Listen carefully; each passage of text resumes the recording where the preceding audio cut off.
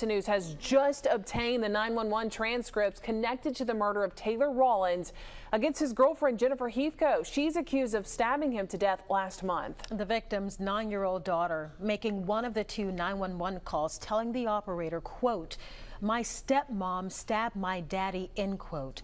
Now today, Heathcote pleading not guilty. We want to bring in Fox 10's Brendan Kirby, who was in the courtroom today. And Brendan, prosecutors provide a chilling detail about that call.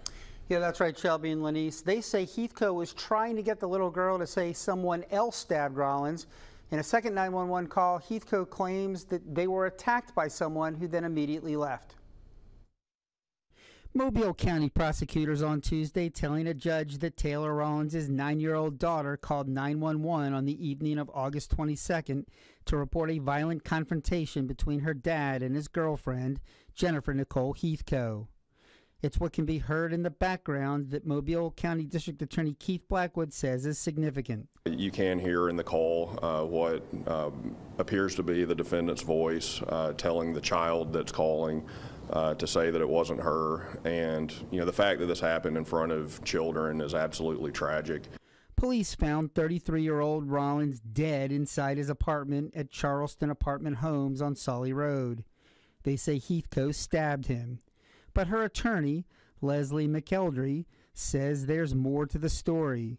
She says a neighbor confirms that her client, who's a nurse, was trying to provide life-saving care. Her position is she felt the need to defend herself. McElderry says that stabbing was the culmination of a tumultuous relationship that resulted in previous domestic violence charges against both of them. There was a violent incident that led up to this. This did not just spring up out of nowhere. Those previous charges came after an altercation outside of a Daphne bar in December. Police charged both Heathcote and Rollins. McElderry says the incident resulted from a disagreement over whether Rollins was too drunk to drive. She says her client asked for police to be called and that the evidence shows the violence went both ways. Heathcote failed to appear for a court hearing on that charge, which prompted a judge to deny bail on the murder charge. McElderry notes that Rollins also failed to appear and that both of them decided they weren't going to move forward. That brought a sharp rebuke from Assistant District Attorney Lars Grenade, who said that's not how court works. The defendant this morning had some excuse for that, but there is no excuse not to appear in court.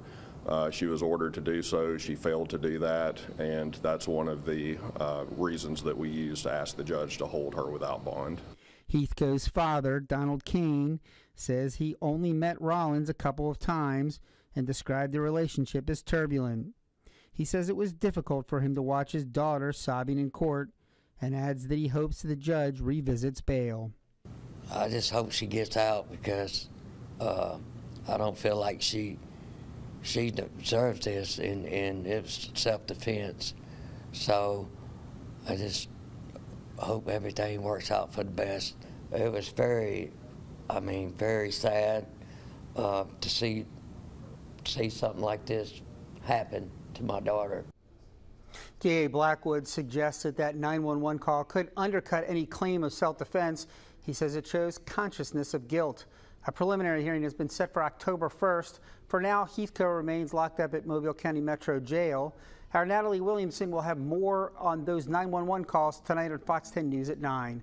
Reporting live in the News Center, Brendan Kirby, Fox 10 News.